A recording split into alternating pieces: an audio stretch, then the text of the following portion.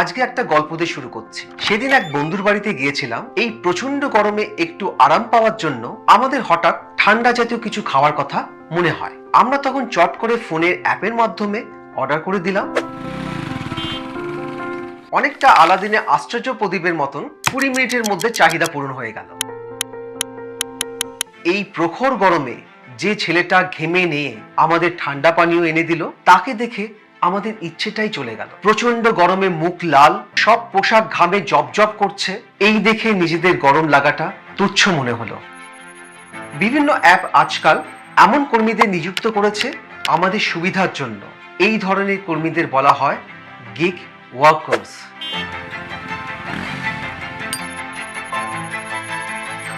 জানুয়ারি 2024 পরিসংখ্যান অনুযায়ী ভারতে প্রায় 70 লক্ষ গিগ ওয়ার্কার্স বিভিন্ন কাজের সাথে যুক্ত আছে, যারা হোম ডেলিভারি বা অন্যান্যভাবে আমাদের চাহিদা পূরণ করে, সাথে তাদের জীবিকা নির্বাহ করে থাকে। এই ডেলিভারির সাথে যুক্ত ব্যক্তিরা সেই অ্যাপ কোম্পানিগুলির কোনো পার্মানেন্ট স্টাফ নয়। তারা কমিশনের ভিত্তিতে রোজগার করে থাকে। যেভাবে কাজ করে, যত বেশি কাজ করে সেই অনুপাতে রোজগার করে থাকে। এই প্রচন্ড তাপপ্রবাহের মধ্যেও এরা কাজ করে যাচ্ছে তাদের রোজগারের খাতিরে।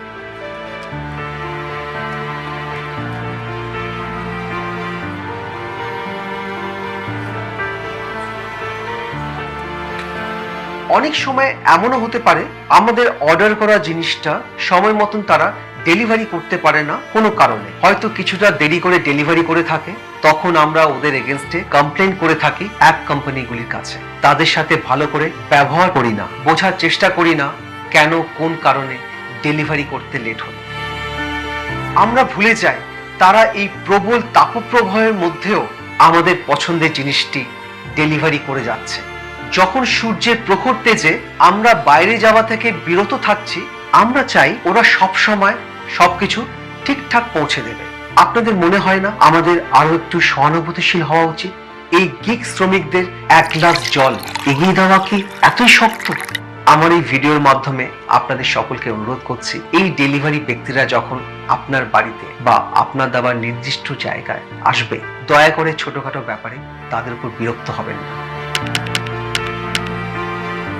এই তাপপ্রবাহের মধ্যে বিভিন্ন পেশার সাথে যুক্ত যেসব মানুষরা আমাদের চারিপাশে আছে, তাদের পেশাকে সম্মান জানিয়ে আমাদের এই কঠিন পরিস্থিতিতে তাদের পাশে থাকা দরকার। আজকের এই ভিডিওটি আমরা এখানেই শেষ করলাম। যদি ভিডিওটি ভালো লেগে থাকে সবাইকে শেয়ার করুন।